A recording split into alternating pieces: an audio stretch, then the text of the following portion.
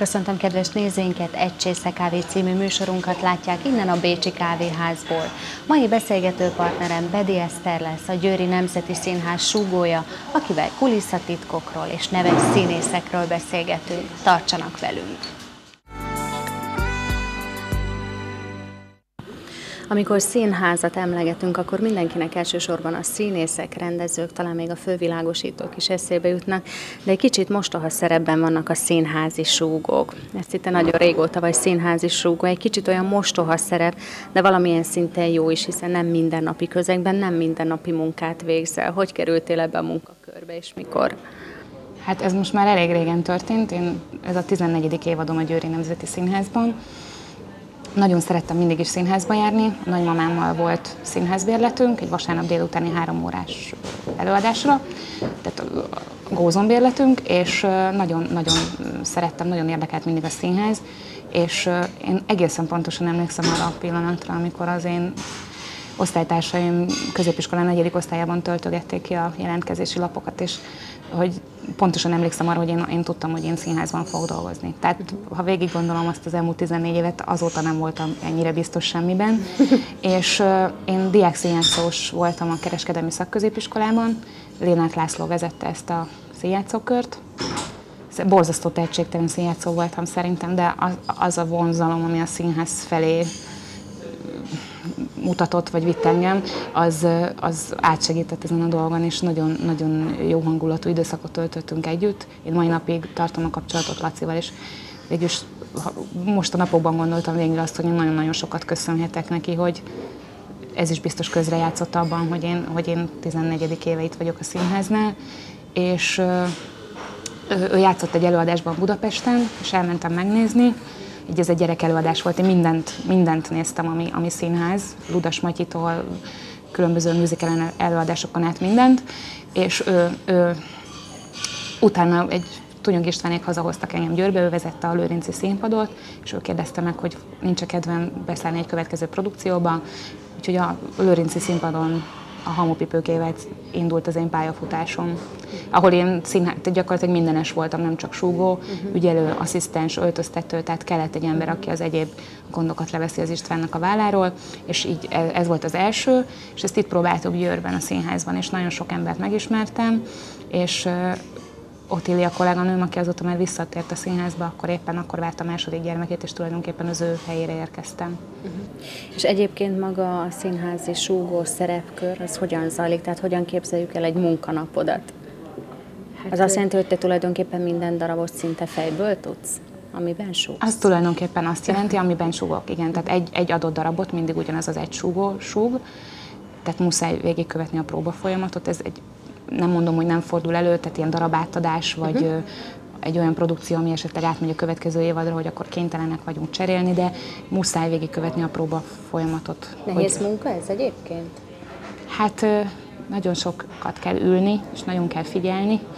Tehát nem tudom, gondolom, hogy minden színész mást igényel, nem? Igen, soha életemben, tehát 19 éves korom óta a Győri Nemzeti Színháznál dolgozom. Tudjuk, hogy hány évad, így kiszámítható, hogy hány éves vagyok, és nem csináltam soha mást, úgyhogy nem tudom. Milyen élményeid vannak, hiszen rengeteg nagyon neves színésszel kerültél kapcsolatba? Kik voltak a kedvenceid, vagy kik a kedvenceid? Hát azok a képek, amit elhoztam, azok valóban esetleg az nézők számára is ismerős arcot takarnak, de én azért nagyon remélem, hogy a Győri Színházból nagyon-nagyon sok kollégám is ismerős lehet nekik. Ők talán valóban a nevesebbek közül valók. Hát Dajcs Anita mindenképpen, őt ismertem meg a színházban még bőven az ismert sorozat forgatása előtt.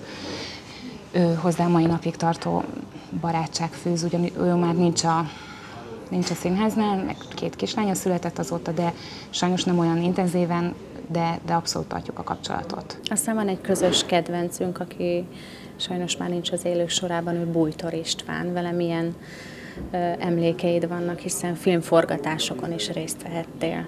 Hát ez egy nagyon-nagyon érdekes dolog, és talán elmondhatjuk a nézőknek, hogy mi már találkoztunk veled máskor is, és hogy olyan furcsa az, hogy most már az Istvánról múlt időben kell beszélni. Vagy illetve hát, de közben meg mosolyog az ember szeme, mert valahogy valahogy rá nem lehet úgy gondolni, hogy ő már nincsen.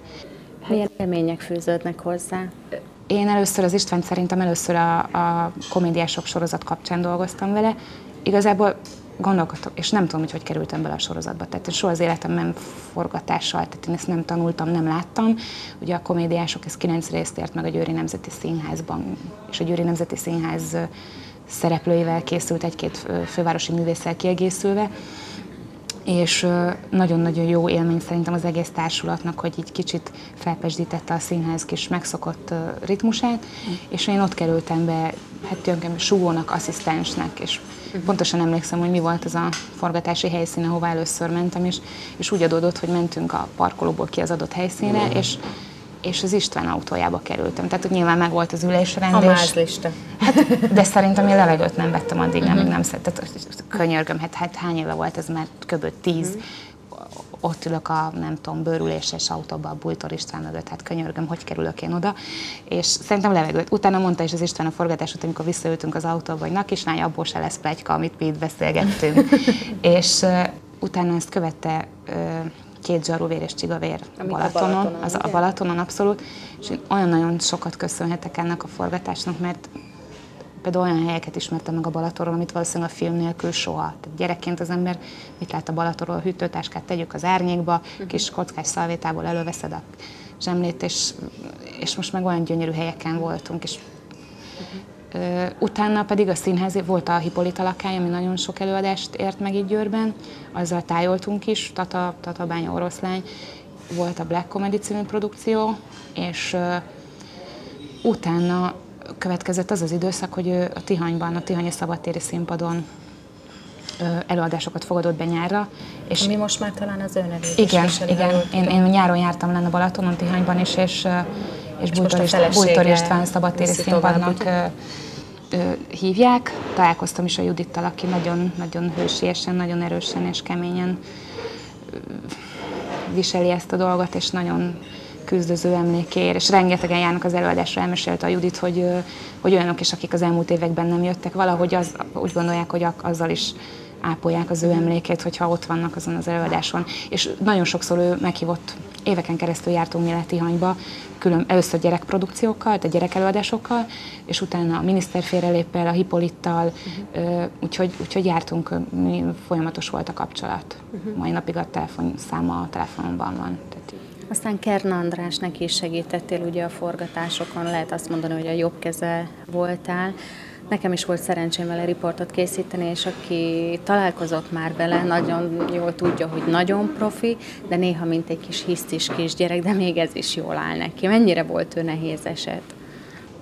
Hát egy ilyen kis, tényleg olyan volt egy ilyen humor figurája a forgatásnak, csak soha nem lehetett tudni, hogy amit mond, azt mennyire mondja komolyan, vagy mennyire, de inkább próbáltuk a jó hangulat kedvére elviccelni, de egy abszolút jó élmény volt.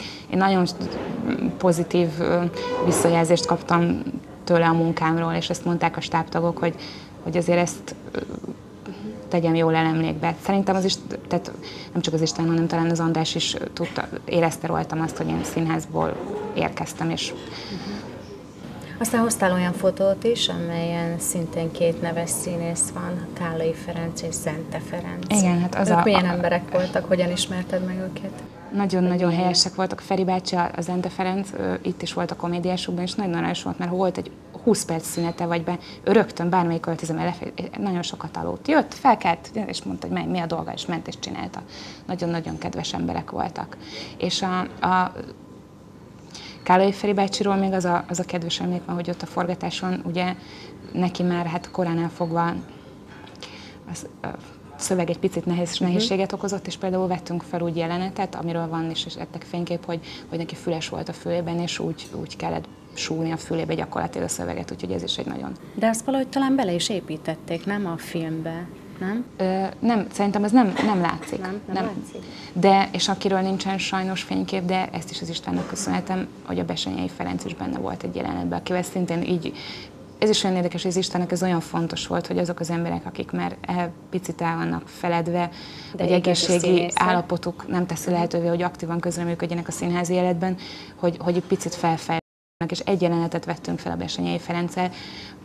nagyon nagy nehézségek árán, hogy abból szülessen valami produktunk, de például a jelenetben az István volt a partnere, és annyira segítette őt, hogy ez is egy nagyon érdekes volt, bokorban mondtam mikrofonban a szöveget. Úgyhogy az is egy érdekes dolog volt, hogy az soha addig és azóta sem adatott meg, hogy egy ilyen helyzetben közreműködni. Gondolom, még nagyon sok színészhez fűződik számos emléket, de egy kicsit beszéljünk most rólad is, hogy aki téged ismer, az nagyon jól tudja, hogy egy igazi nyüzsgő hölgy vagy. Tehát hol Györköc Fesztiválon találkozunk, hol a Bábszínházban, hol a tartalmas tábort igazgatod. Hogyan jöttek ezek a úgymond mellék nyüzsgések? Hát az évek során, tehát a színház iránti szerelem az állandó, csak azt a rengeteg ülést én nem bírok elnyugodni, és mindig.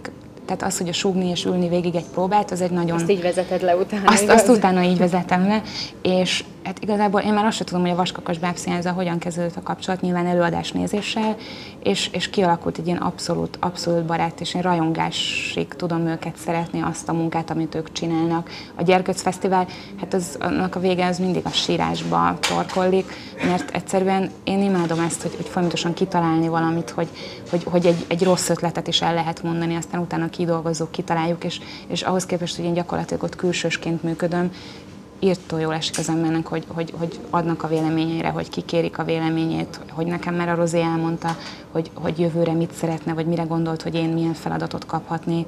Ez az olyan jó érzés, hogy itt ülünk szeptemberben, és utána arról azt még már tudom, hogy nekem júliusban a Vaskakas Bábszínházzal. Aztán itt van egy fotó, amin egy csomó boldog kisgyerek van, ez pedig a tartalmas tábor, ugye? Igen, most ez a legújabb szerelem. Egy nagyon-nagyon jó kis csapat jött össze a táborban, és tehát ezt most már mondhatjuk, ez a második év volt, hogy megdupláztuk a tavalyi létszámot, úgyhogy jövőre reményeink szerint 2 turnust indítunk. Nagyon-nagyon jó barátokkal dolgozunk együtt, a tábornak, illetve most már ősztől a Tartalmas Klubnak a művészeti vezetője Vencel Kovács Zoltán, a Győri Nemzeti Színház színésze. Ez a csapat kiegészült egy kiváló operatőrrel, Tóth Zoltán személyében, és jó magam a koordinátori státuszt kaptam, és próbálom szervezni de ez csapatmunka, tehát hogy hogyan jusson el ez a gyerekekhez, kinek szóljunk, mit lehet csinálni, hogyan lehet még jobbat jövőre, mit kellene változtatni, és nagyon szeretnénk, hogyha ez a hangulat és ez a csapat ősztől szombatonként együtt maradna, és mindenféle információkat megtalálnak erről az interneten. Hát még annyi mindenről lehetne beszélni, hiszen még annyi színész van, akit nem említettünk, de sok élményet fűződik hozzá. Én további sok sikert kívánok neked a munkádhoz, és köszönöm szépen a beszélgetést. Köszönöm én is.